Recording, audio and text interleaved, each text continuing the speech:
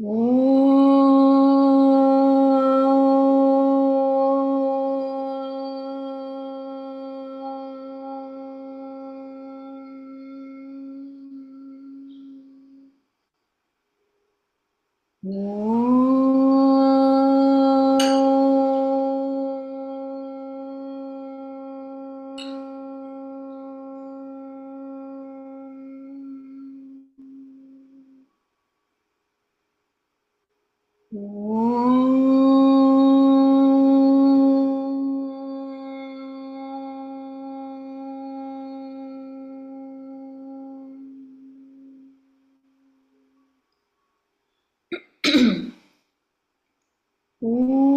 सहनाववतु सहनौ भुनक्तु सह वीर्यं करवावहै तेजस्विनावधीतमस्तु मा विद्विषावहै। ॐ शान्ति शान्ति शान्तिः। गुरुर्ब्रह्मा गुरुर्विष्णु गुरुर्देवो महेश्वरः गुरुः साक्षात् परब्रह्म तस्मै श्री गुरवे नमः। तस्मै श्री गुरवे नमः। तस्मै श्री गुरवे नमः। अलंकापुरी पुण्यभूमी पवित्र तिथे नांदतो ज्ञानराजा सुपात्र तया ठविता महापुण्यराशी नमस्कार माझा सद्गुरु ज्ञानेश्वरासी।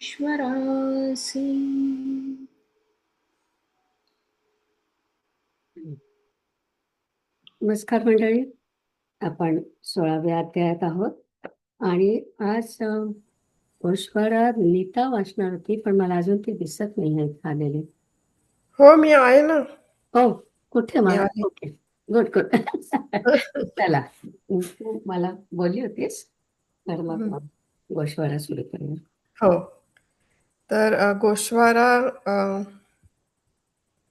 15व्या अध्याय आपला आधीचा अध्याय 15 होता ना. एक मिनिट, माझं पान गेलं. हा, अध्याय 15 श्लोक 18 ते 20. मागच्या आठवड्यात मनीषाताईंनी त्यांच्या गोश्वाऱ्यात क्षर आणि अक्षर ह्यातला फरक समजावून सांगितला. आता ह्या श्लोकात श्रीकृष्ण स्वतःबद्दलची जाणीव करून देत आहेत. ते म्हणतात की जो पूर्ण स्वावलंबी आहे व क्षर आणि अक्षर पुरुषाहूनही श्रेष्ठ आहे असा मी सर्व जगात व वेदात पुरुषोत्तम म्हणून ओळखला जातो. ज्ञान उदयाला येऊन ज्यांना माझे रूप सामोरे येते ते मला पुरुषोत्तम म्हणून लगेच ओळखतात. सोन्याच्या दागिन्यात त्यांना दागिन्यांचा आकार न दिसून फक्त सोनेच दिसते, तसेच आपल्या भोवतालचे त्रिभुवन हे एक मिथ्या आहे ते जाणून चुकताच व मी म्हणजे स्वतः सिद्ध सच्चिदानंद सर्वत्र आहे हे ते जाणू लागतात. हे अर्जुना, ज्याच्यामध्ये द्वैत उरले नाही तोच माझ्या भजनाला योग्य आहे. तद्रूपता सजातीय पदार्थातच होते, म्हणून गंगा समुद्रात मिसळू शकते व जो माझ्याहून भिन्न नाही तोच माझ्या भक्तीमध्ये मद्रूप होऊ शकतो. मी पहिल्या अध्यायापासून जे सांगत आलो आहे तेच उपनिषदमध्ये आहे आणि वेदातही तेच सांगितले आहे. ही गीता माझीच पतिव्रता आहे. गीता ही केवळ शब्दकोशी भंडार नसून संसार जिंकण्याचे शस्त्र आहे. गीतेचे शब्द हे आत्म्याला प्रकट करणारा मंत्र आहेत.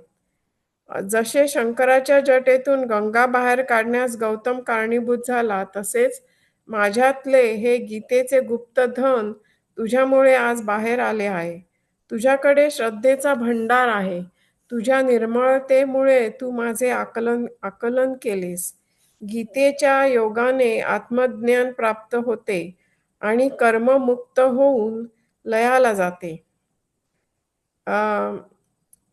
ह्याच्यामध्ये मला एक डाऊट आला की ह्या कारणामुळे कदाचित अर्जुनाला पूर्ण आत्मज्ञान झाले की नाही हा प्रश्न उभा राहतो. कारण कर्ममुक्त होऊन लयाला जाते तसं असतं तर अर्जुन लढाई करू शकला नसता असं मला वाटतं. पुढे माऊली आपल्याला उद्देशून सांगतात की श्री कृष्णाच्या मुखातून निघालेले बोधामृत अर्जुनाच्या ओंजळीत पडले. तिथून व्यासांच्या कृपेने संजयाला प्राप्त झाले व संजयने धृतराष्ट्र राजाला दिले. धृतराष्ट्र जरी मनापासून संजयचे ऐकत नव्हता तरीही त्याच्या अंतिम समयी त्याला त्रास झाला नाही, कारण हे अमृत इतके प्रभावी आहे की त्याचा परिणाम टाळता येत नाही.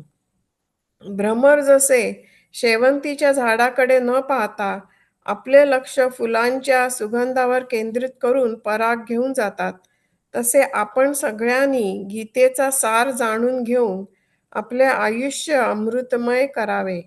शिवाय माऊली आपले काही चुकले असल्यास प्रेक्षकांची माफी मागतात व असेही सांगतात की मला सगळे समजले नसले तर तुम्ही आईवडिलांसारखे माझ्या या लढीवाळपणाचे कौतुकच कराल. तर तुम्ही निराश न होऊन हा गीतेचा अभ्यास कायम चालू राहू द्या. शेवटी त्यांच्या गुरु श्री निवृत्तनाथांना शब्दांची पूजा अर्पण करून ज्ञानदेव 15वा अध्याय संपवतात. अध्याय 16चा परिचय आपल्याला निलिमाताईंनी करून दिला.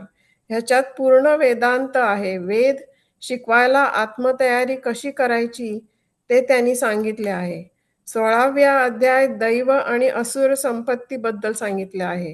हे नुसते वाचायचे नाही तर आपल्या स्वभावात किंवा वागण्यात कसा चांगला बदल घडवता येईल ते शिकायचे आहे. आत्मज्ञान प्राप्त व्हायला जे दैवी गुण लागतात त्याच्याबद्दल सांगितले आहे.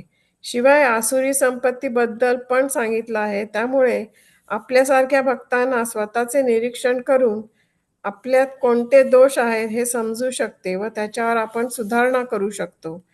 आपल्याला मनुष्य, कर्ता व भोक्ता ह्या तिन्ही व्यक्तिमत्वासाठी हे ज्ञान दिले आहे.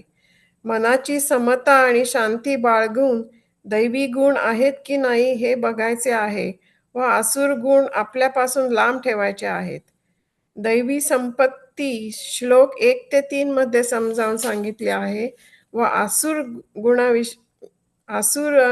गुण नाही म्हणायचा, आसुर संपत्ती चा संवाद हा 4 ते 21 श्लोकामध्ये झालेला आहे. याच्यावरून समजून येते की आपल्याला कुठल्या गोष्टीकडे अधिक लक्ष घातले पाहिजे.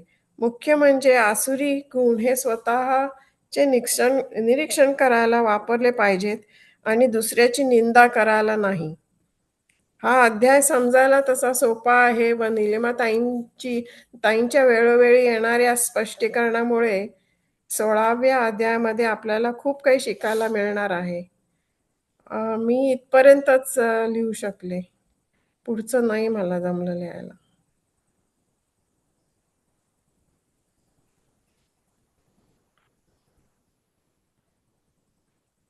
निलिमाताई तुम्ही म्यूट आहात.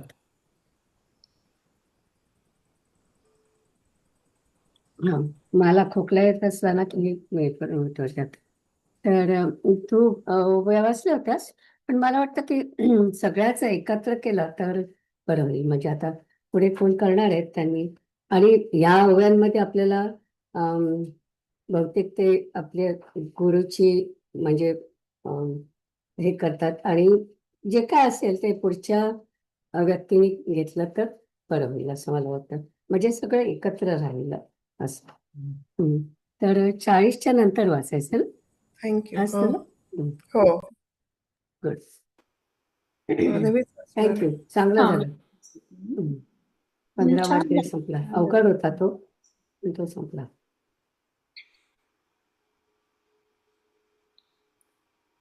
करू सुरुवात. हो चालेल.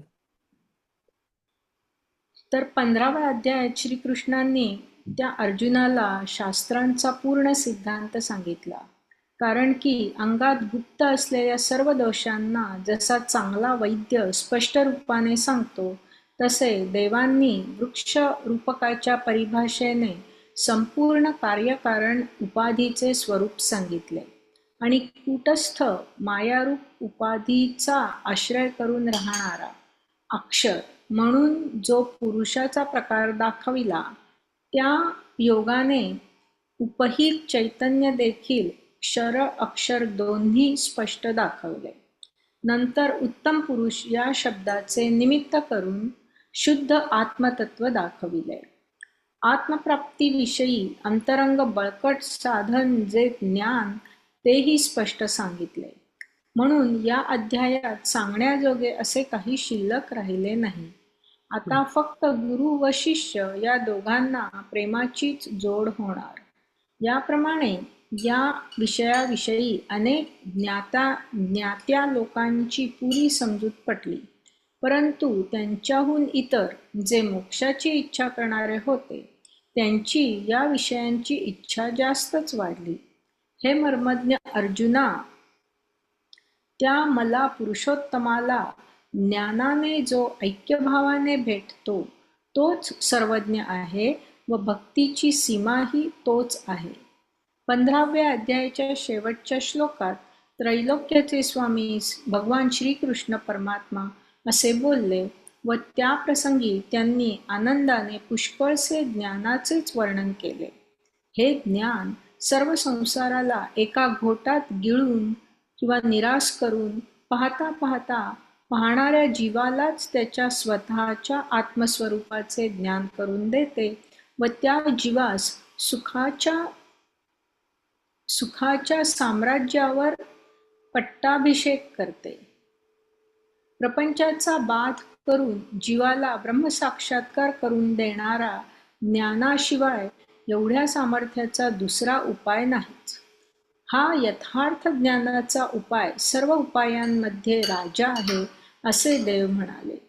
म्हणून असे जे आत्म्याला जाणण्याची इच्छा करणारे होते, त्यांनी संतुष्ट चित्ताने व आदराने त्या ज्ञानावरून आपला जीव ओवाळून टाकला.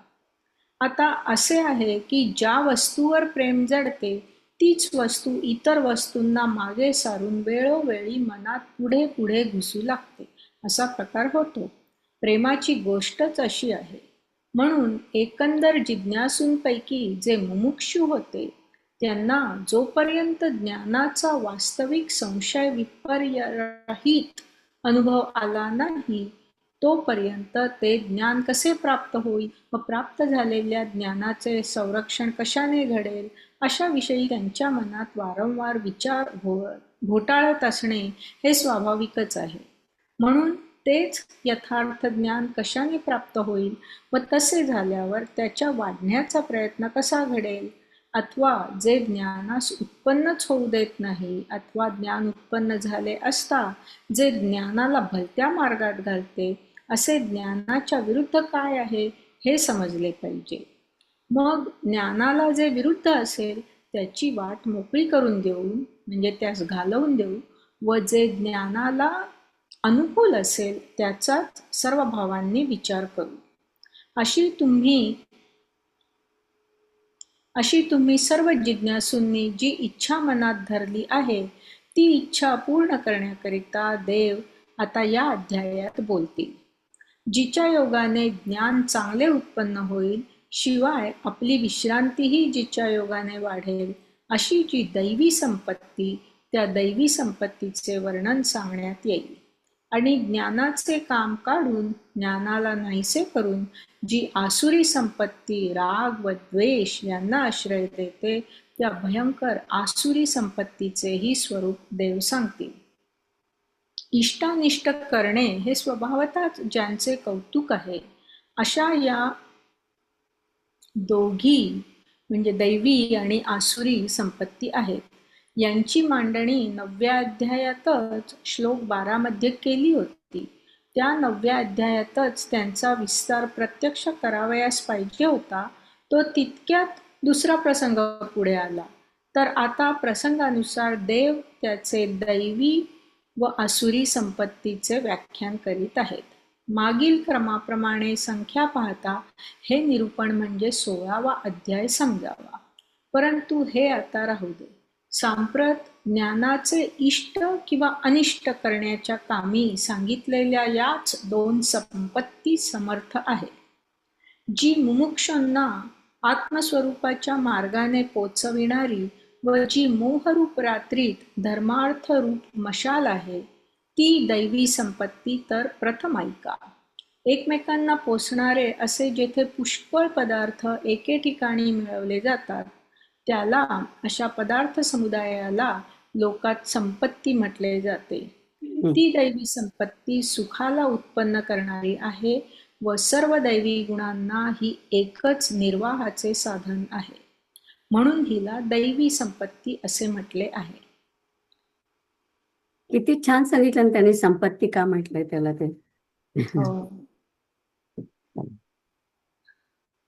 मावळवीत विश्वाभासू नवलोदयला चंडांशू अद्वयाब्जिनी विकाशू वंदू आता जो अविद्येराती रुसोन्या गिळी आणि ज्ञान. आपल्याला 40 पासून सुरू करायचं ना?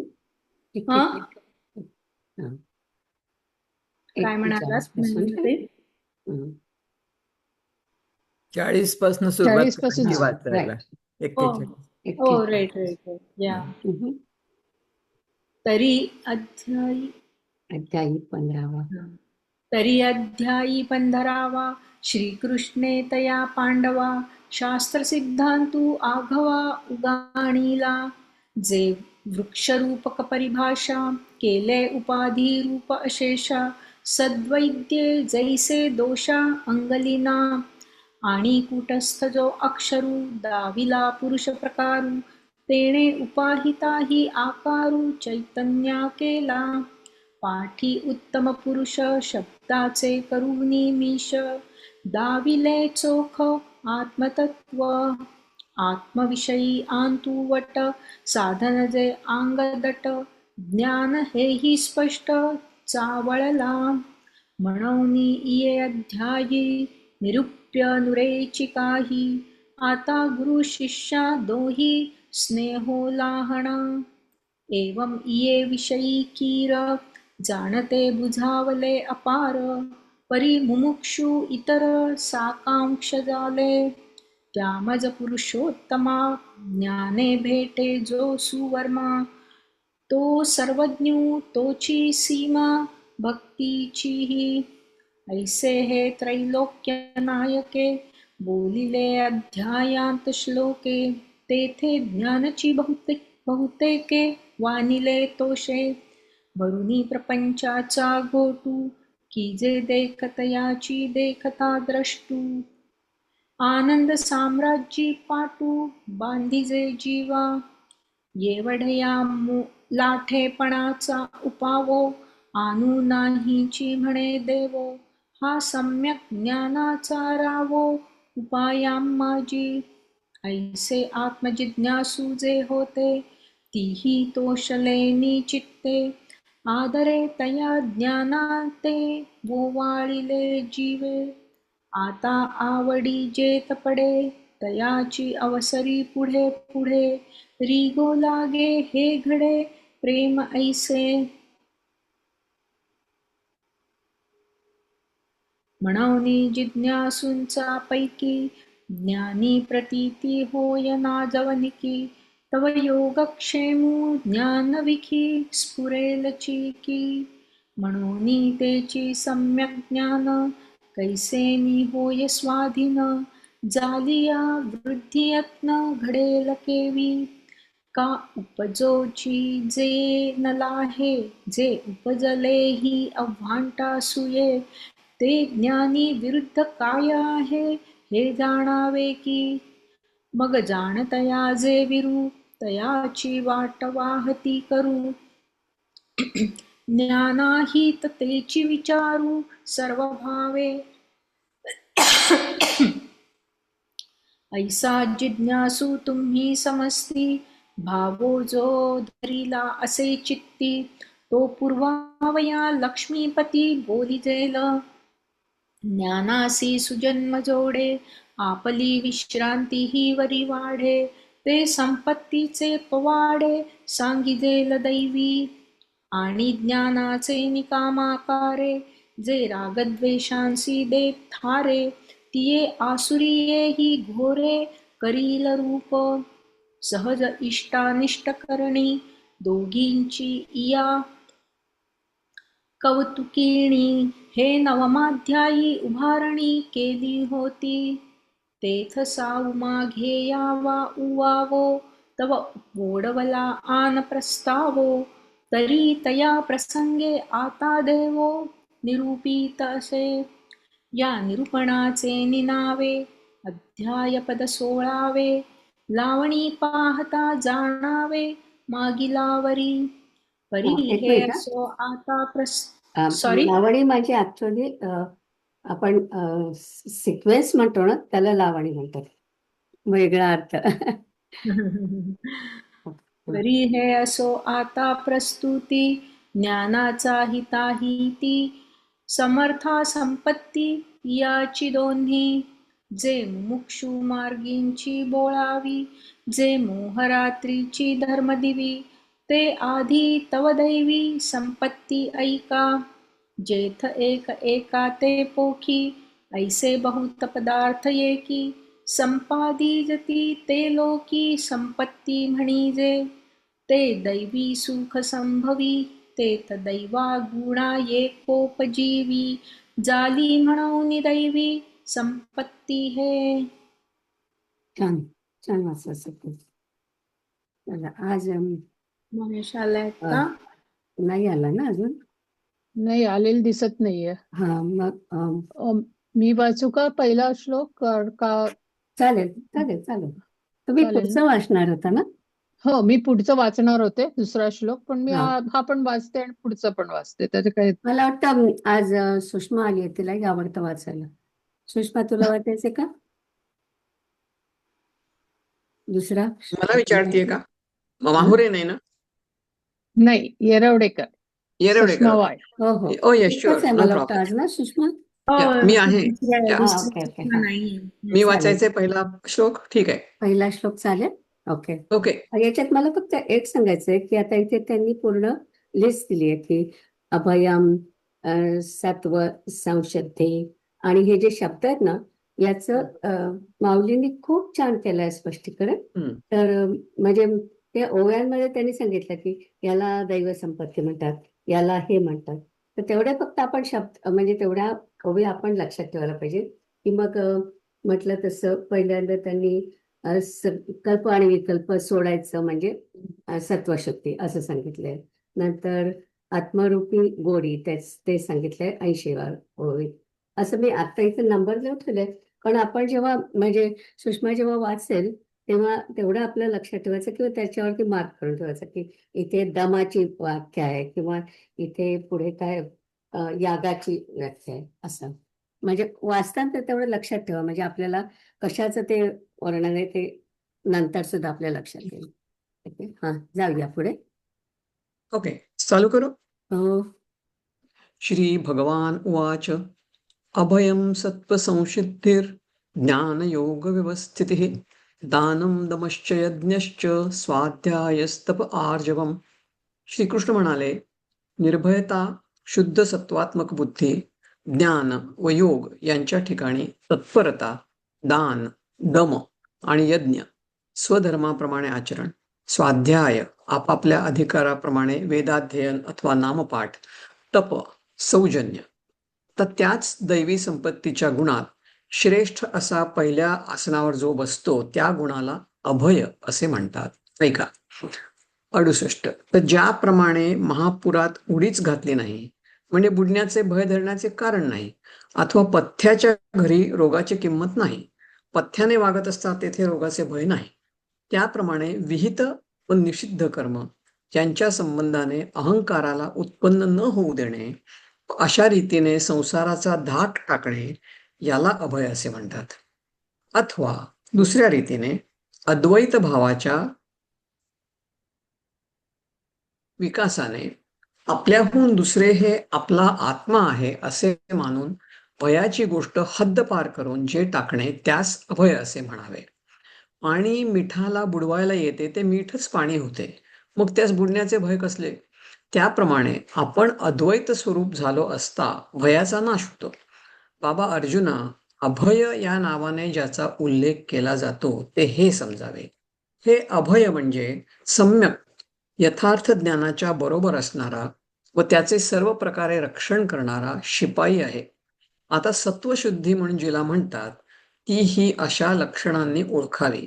तर राखुंडी जशी जळत नाही व विझत नाही, अथवा शुक्ल प्रतिपदेच्या कलेची वाढ न घेऊन किंवा अमावास्येस झालेला कलांचा ऱ्हास मागे टाकून या दोन स्थितींच्या मध्ये चंद्र जसा अतिशय सूक्ष्म अशा मूळ स्वरूपाने राहतो, अथवा वर्षा ऋतूतील पूर ओसरला आहे व ग्रीष्म ऋतूतील ओहोटीस आरंभ झाला नाही, या दरम्यानच्या काळात गंगेचे स्वाभाविक स्वरूप जसे स्पष्ट दिसते, त्याप्रमाणे संकल्प विकल्पाची ओढ टाकून आणि रजतमाची कावड म्हणजे ओझं टाकून आत्मचिंतनाचे प्रेम भोगणारी बुद्धी आपल्या मूळ स्वरूपाने राहते. वाईट अथवा चांगल्या विषयांना इंद्रिय समुदायाने दाखवले असता काही केले तरी चित्तात चलबिचल उत्पन्न होत नाही. पती गावाला गेला असता पतिवियोगजन्य मोठ्या दुःखात कितीही नुकसान अथवा लाभ हे झाले असता जशी पतिव्रता मनावर घेत नाही, त्याप्रमाणे आत्मस्वरूपाची गोडी लागल्यामुळे बुद्धीने जे पतिव्रतेप्रमाणे आत्मस्वरूपी अनन्य होणे, त्या बुद्धीच्या अनन्य होण्याला केशी दैत्याला मारणारे जे भगवान श्रीकृष्ण ते सत्वशुद्धी असे म्हणतात. आता आत्मप्राप्तीविषयी ज्ञान, अष्टांगयोग या दोहोंपैकी जे आपल्या अधिकारानुरूप साधेल त्याची उत्कट इच्छा अंतःकरणात बाळगणे, ज्ञान अथवा अष्टांगयोग या दोहोंपैकी ज्याची उत्कट इच्छा उत्पन्न होईल त्या ठिकाणी सर्व चित्तवृत्तींना अशा रीतीने अर्पण करावे की जसे निष्काम पुरुषाने अग्नीमध्ये पूर्णाहुती द्यावी, अथवा ज्याप्रमाणे कुलवान पुरुषाने आपली मुलगी चांगल्या कुळातच दिली, हा दृष्टांत राहू द्या. ज्याप्रमाणे लक्ष्मी भगवंताच्या ठिकाणी स्थिर झाली, त्याप्रमाणे अनन्य भावाने योगाच्या ठिकाणी अथवा ज्ञानाच्या ठिकाणी जे वतनदार होऊन राहणे तो दैवी संपत्तीचा तिसरा गुण होय, असे श्रीकृष्णनाथ म्हणतात. आता जो कोणी संकटाने पीडित असेल तो शत्रू देखील असेना, त्याला आपल्या अनुकूलतेनुरूप द्रव्याने काया वाचा मनाने प्रतारणा न करता जे अर्पण करणे. अर्जुना, ज्याप्रमाणे वृक्ष वाटेने येणाऱ्यास पाने, फुले, छाया, फळे, मुळे देण्यास चुकत नाही, त्याप्रमाणे मनापासून धनापर्यंत जे काही आपल्याला प्राप्त असेल त्या योगाने प्रसंगानुसार पीडेने श्रमलेल्यांच्या मनाला आनंद होईल अशा प्रकारे उपयोगास येणे, त्याला दान म्हणतात असे समज. ते दान मोक्षरूपी ठेवा दाखवणारे अंजनच आहे. हे दानाचे लक्षण पुरे. आता दमाचे लक्षण ऐक. तर विषयांशी इंद्रियांच्या झालेल्या एकतानतेची जी ताटातूट करून ठेवावी त्याला दम म्हणतात. ज्याप्रमाणे माती मिसळलेल्या गढूळ पाण्यात निवळीचे बी घातले तर ते पाण्यातील माती तळास नेऊन स्वच्छ पाण्यास वेगळे करते, त्याप्रमाणे कोणत्याही विषयाचा वारा इंद्रियांच्या द्वारात वाहू देत नाही, विषयांचा व इंद्रियांचा संबंध घडू देत नाही. इंद्रियास नियमाने जखडून प्रत्याहाराच्या हातात त्यास कायमचे देऊन टाकतो. आत चित्तापर्यंत सर्वांचा त्याग करून साधकाला प्रवृत्ती संपूर्णतया सोडून बाहेर निघून जाते व पुन्हा प्रवृत्ती उत्पन्न होऊ नये म्हणून तो 10ही इंद्रियांच्या द्वारात वैराग्याचा अग्नी ठेवतो. श्वासोच्छ्वासाहून पुष्कळ व कडक अशा व्रतांचे आचरण करतो व ती व्रते रात्रंदिवस आचरण करीत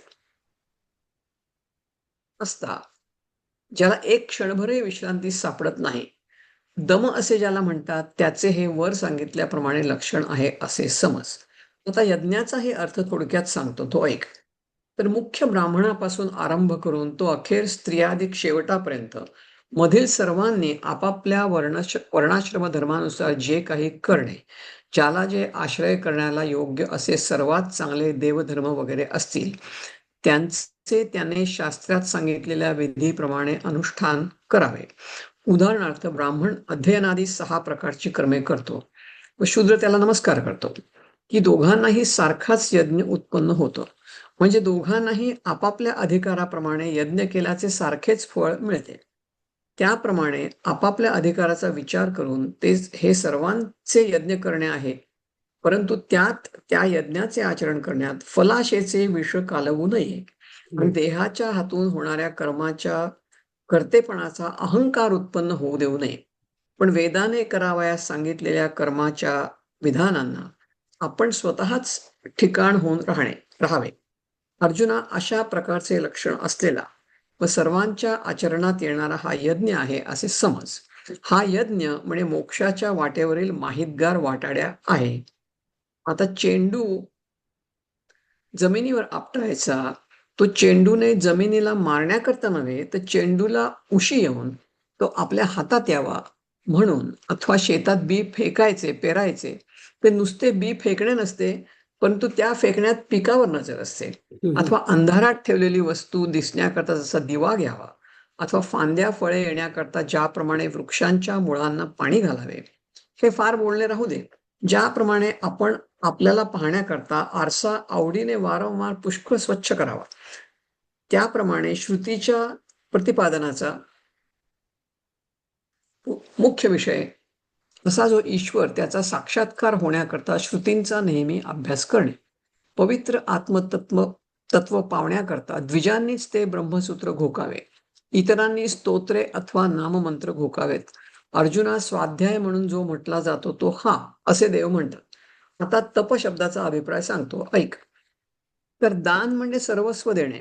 ज्याप्रमाणे वनस्पती स्वतः फळून सुकते, म्हणजे ती जशी फलाशा टाकून व्यर्थ जाते, तसे फलाशा टाकून दान व्यर्थ करावयाचे. त्याप्रमाणे दानामध्ये जो खर्च करावयाचा तो व्यर्थ करावयाचा, म्हणजे त्याच्या फलाची आशा टाकावयाची. अथवा धूपाचा अग्नीत प्रवेश झाल्यावर धूप नाहीसा होतो. हिणकस सोन्याला शुद्ध करण्यात त्याचे वजन कमी होते. अथवा पितृपक्ष वाढत असताना चंद्र जसा कमी कमी होत जातो.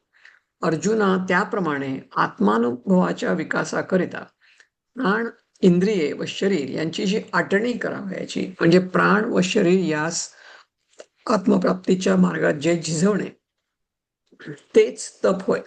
किंवा वर सांगितलेल्या तपाच्या स्वरूपापेक्षा जर काही तपाचे दुसरे स्वरूप सांगणे असेल तर ते दुधामध्ये, म्हणजे जलमिश्रित दुधामध्ये हंसाने जशी चोच घालावी तसे आहे.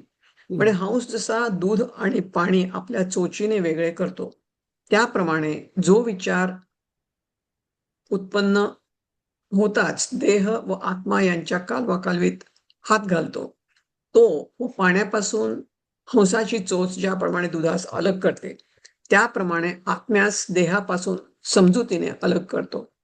आत्मानात्मविचार एक मिनिट.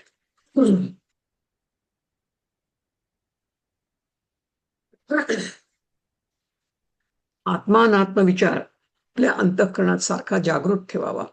अनात्म पदार्थात पांगलेली जी बुद्धी, तिचा संकोच होणे कठीण आहे, परंतु ती बुद्धी आत्म्यास पाहावयास लागली असता तिचा संकोच होतो, ती एकवटून अंतर्मुख होते. ते कसे? तर जागृतीमध्ये निद्रेसकट स्वप्न नाहीसे होते तसे. त्याप्रमाणे अर्जुना, जो आत्मविचार चालू होतो हाच तपशब्दाचा वास्तविक अभिप्राय आहे. आता स्तनातील दूध जसे लहान मुलाचे हित करणारे असते, अथवा भिन्न भिन्न प्राण्यांच्या ठिकाणी जसे चैतन्य सारखे असते, त्याप्रमाणे प्राणीमात्रांशी वागण्याचा जो सर्रास भलेपणा ते आर्जव होय. आता तयाची दैव गुणा, माझी धुरेचा बैसणा, बैसे तया आकर्णा अभय ऐसे. तरी न घालूनी महापुरी, न घेपे बुडणयाची शियारी, का रोगून गणिजे घरी पथ्याचिया. तैसा कर्माचिया मोहरा, उठू नेदूनी अहंकारा, संसाराचा दरारा सांडणे येणे. अथवा ऐक्य भावाचेनी पैसे, दुजे मानून आत्मा ऐसे, भयवार्था देशे दवडणे जे. पाणी बुडवू ये मिठाते तव मीठची पाणी आते तेवी आपण जालेनी अद्वैते नाशे भय अगा अभय येणे नावे बोलिजे ते हे जाणावे सम्यक ज्ञानाचे आघवे धावणे हे आता सत्वशुद्धी जे म्हणजे ते ऐसा चिन्ही जाणीजे तरी जळे ना विझे राखोंडी जैसे का पाडिवा वाढी न मगे अवसे तुटीर सांडूनी मागे माझी अतिसूक्ष्म अंगे चंद्रू जैसा राहे ना तरी वार्षिया सांडिली ग्रीष्मे नाही मांडिली माझी निजरूपे निवडली गंगा जैसी तैसी संकल्प विकल्पाची ओढी सांडूनी रजतमाची कावडी भोगिता निजधर्माची आवडी बुद्धी उरे इंद्रिय वर्गे दाखविलिया विरुद्धा अथवा भलिया विस्मयो काही केलिया नुठी चित्ती गावा गेलिया वल्लभू पतिव्रतेचा विरह क्षोभू भलते सणी हानी लाभू न मनी जेवी तेवी सत्स्वरूप रुचलेपणे बुद्धी जे ऐसे अनन्य होणे ते सत्वशुद्धी म्हणे केशिहंता आता आत्मलाभा विखी ज्ञानयोगा माझी एकी जे आपुलिया ठाकी हावे भरे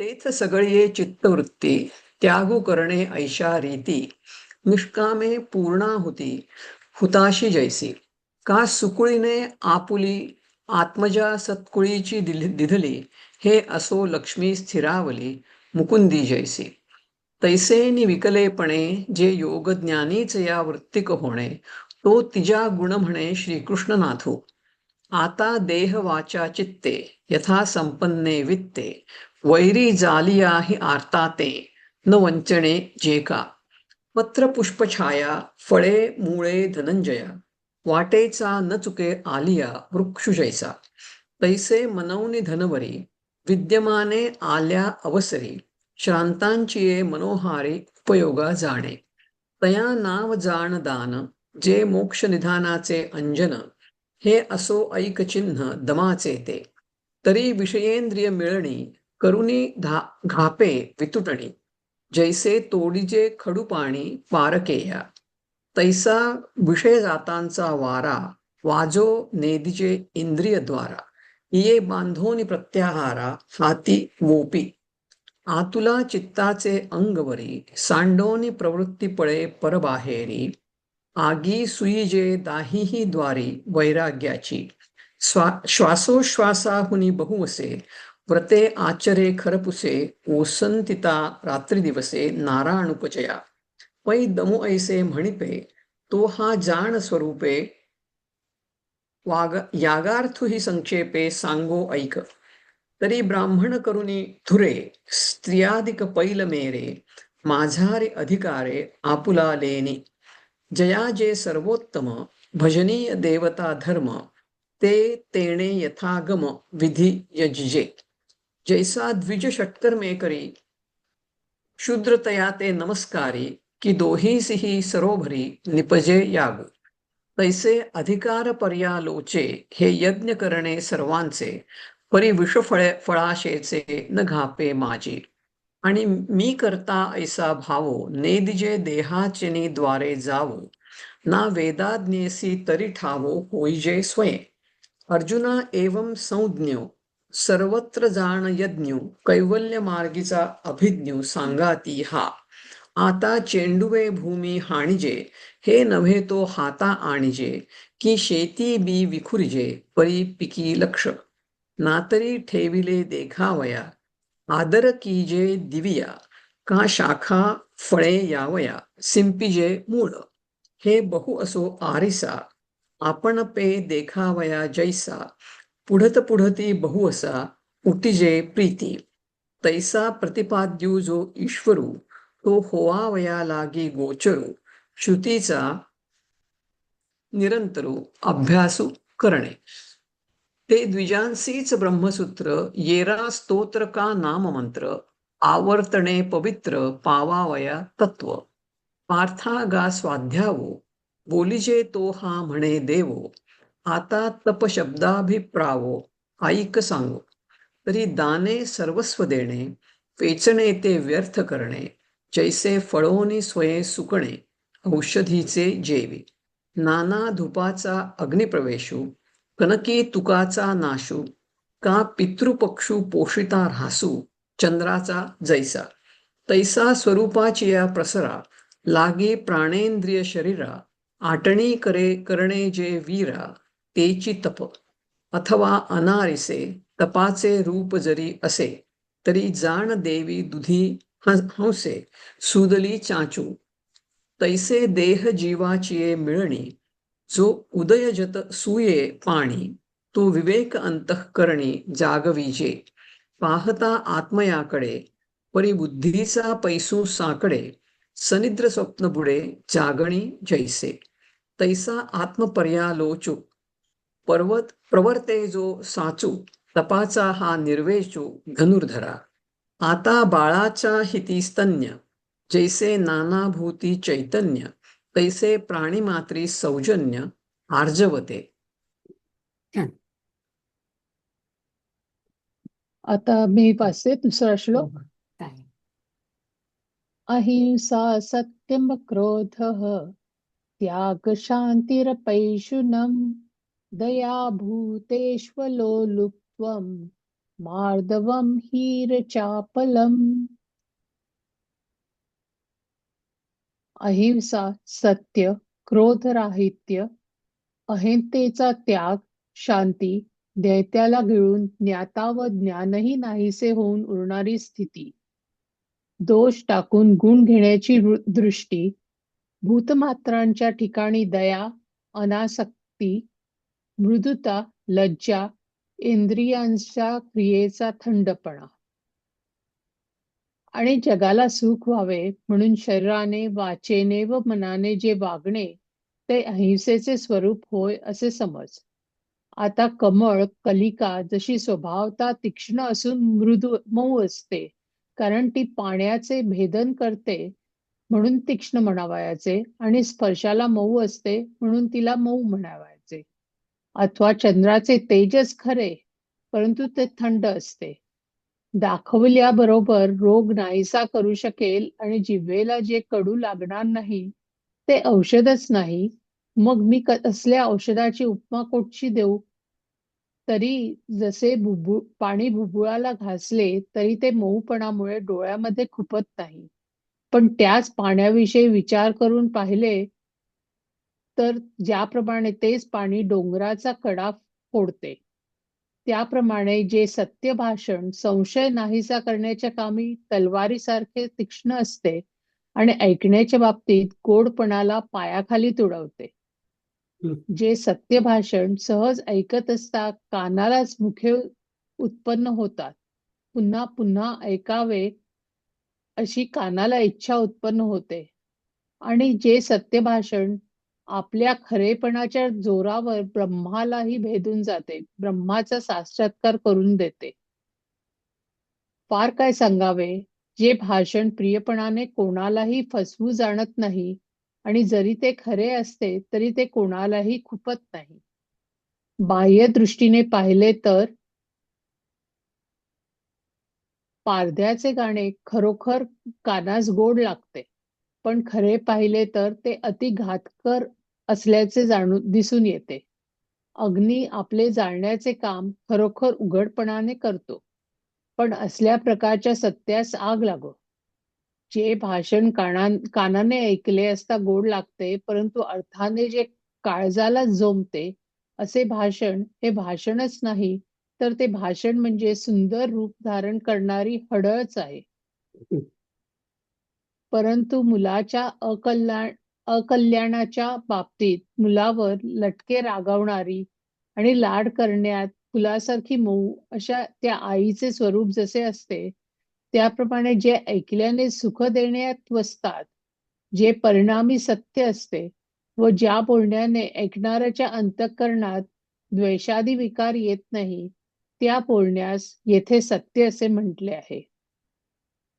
आता दगडावर पाणी घातले तरी देखील जसं त्याला अंकुर फुटत नाही, अथवा कांजी घुसळली तरी लोणी मिळणार नाही, सर्पाच्या कातीच्या मस्तकावर लात मारली असता ती जशी फणावर करत नाही, अथवा वसंत ऋतूत देखील आकाशाला फुले येत नाही, अथवा रंभेच्या रूपाने शुकाच्या ठिकाणी काम उत्पन्न झालाच नाही, अथवा राखेमध्ये तुपानेही अग्नी प्रदीप्त होत नाही, त्याप्रमाणे लहान मुलाला देखील राग येईल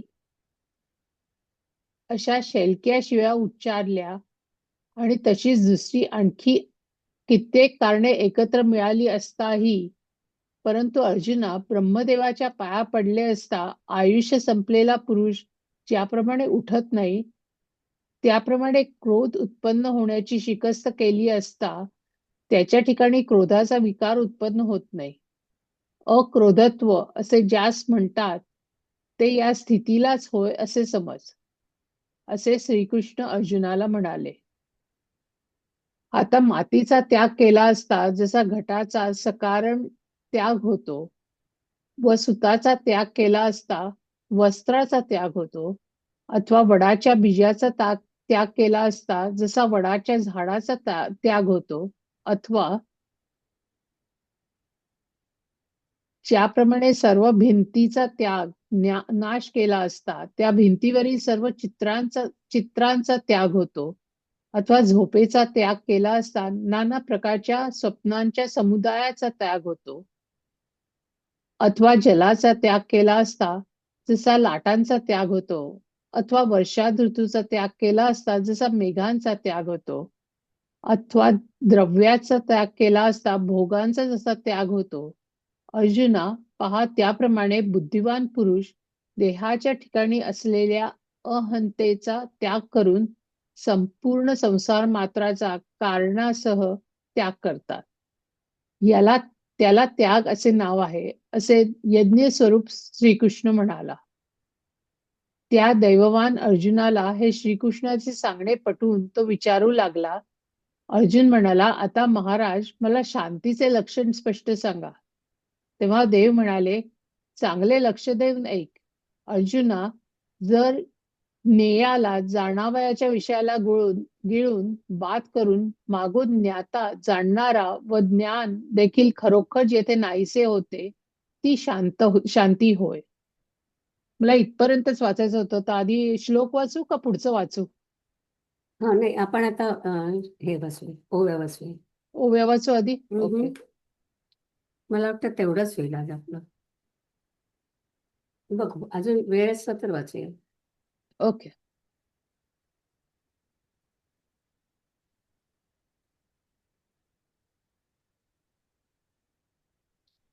आणि जगाची या सुखोद्देशे शरीरे वाचा मानसे रहाटणे ते अहिंसे रूप जाण आता तीख होऊन मवाळ जैसे जातीचे मुकुळ का तेज परी शीतळ शशांकाचे शके दाविताची रोग फेडू आणि जिभे तरी नभे कडू ते वोखदू नाही माघडू उपमा कैची तरी मऊपणे बुबुळे झगडताही परी नाडळे एरवी फोडी कोराळे पाणी जैसे तैसे तोडावया संदेह तीख जैसे का लोह श्राव्यत्वे तरी माधुर्य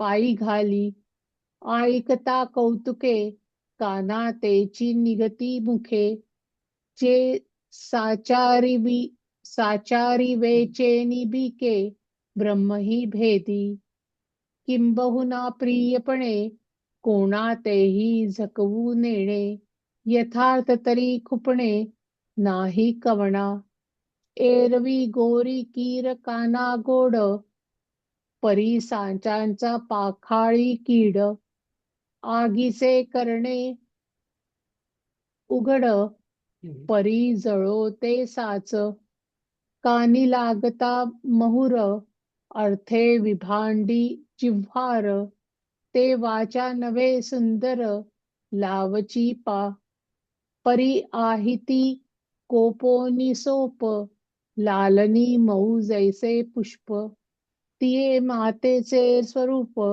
जैसे का होय. तैसे श्रवण सुख चतुर, परिणमोनी साचार. बोलणे जे अविकार, ते सत्य येथे. आता घालिताही पाणी, जैसी पाषाणी न निघे आणि. का माथिल्या लोणी, कांजी नेदी. त्वचा पाये शिरी, हाले याही फडे न करी. वसंती ही अंबरी, न होते पुष्पे. नानारंभेची निही रूपे, शुकी नुठिजेची कंदर्पे. कंदर्पे. का भस्मी वह्नी न उद्दीपे, घृते हि जेवी. तेवीची कुमारू क्रोधे भरे, तैसिया मंत्राची बीजाक्षरे. तिये निमित्ते ही अपारे, मीन लिया. परिधातया ही पाया पडता, नुठी गतायु पंडुसुता. तैसी उपजविता, क्रोधोर्मिका. अक्रोधत्व ऐसे, नावते ये दशे. जाण श्रीनिवासे, म्हणितले तया. आता मुक्तिका त्यागे घटू, तंतु त्यागे पटू. त्यजिजे जेवी वटू, बीज त्यागे. का त्यजनी भिंती मार्त, त्यजिजे आगवेची चित्र. का निद्या त्यागे विचित्र, स्वप्न जाळ. नाना जळ त्यागे तरंग, वर्षा त्यागे मेघ. त्यजिजती जैसे भोग, धन त्यागे. तेवी बुद्धिमंती देही, अहंता सांडनी पाही. सांडिजे अशेषही, संसार जात. तया नाव त्यागू, म्हणे तो यज्ञांगू. हे मानुनी सुभगू, पार्थू पुसे. आता शांतीचे जी लिंग, ते व्यक्त मज सांग. देवो म्हणती चांग, अवधान देई. तरी गिळोनी यज्ञाते, ज्ञात्या ज्ञानही मागवते. हारपे निरुपे, ते शांती पैगा.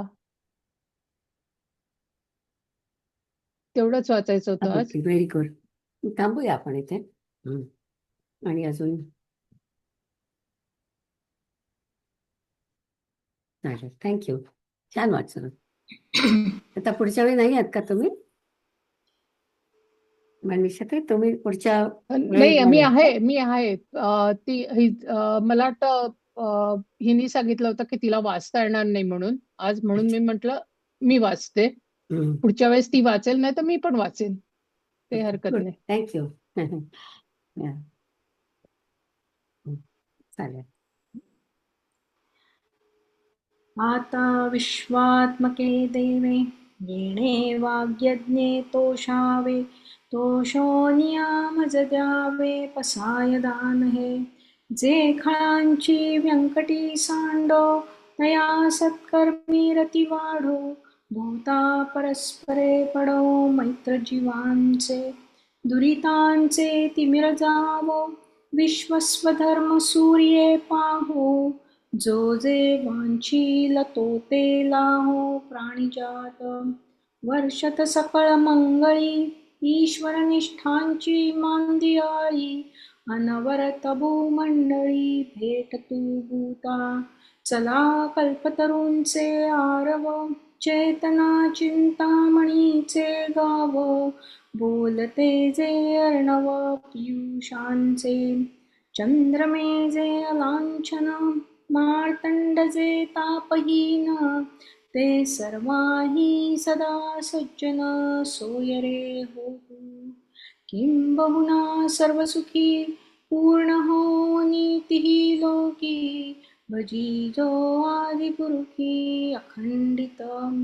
आणि ग्रंथोपजीविये, विशेषी लोकीये. दृष्टादृष्ट विजये होवावेजी. येथ म्हणे श्री विश्वेश्वराहो हा होईल दानपसा येणे वरे ज्ञानदेव सुखिया झाला सुखिया झाला सुखिया झाला. ॐ पूर्णमदः पूर्णमिदं पूर्णात् पूर्णमुदच्यते पूर्णस्य पूर्णमादाय पूर्णमेवावशिष्यते. ॐ शान्ति शान्ति शान्तिः. छान.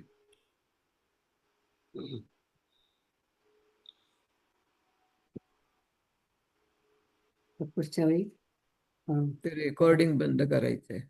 रेकॉर्डिंग. थँक्यू.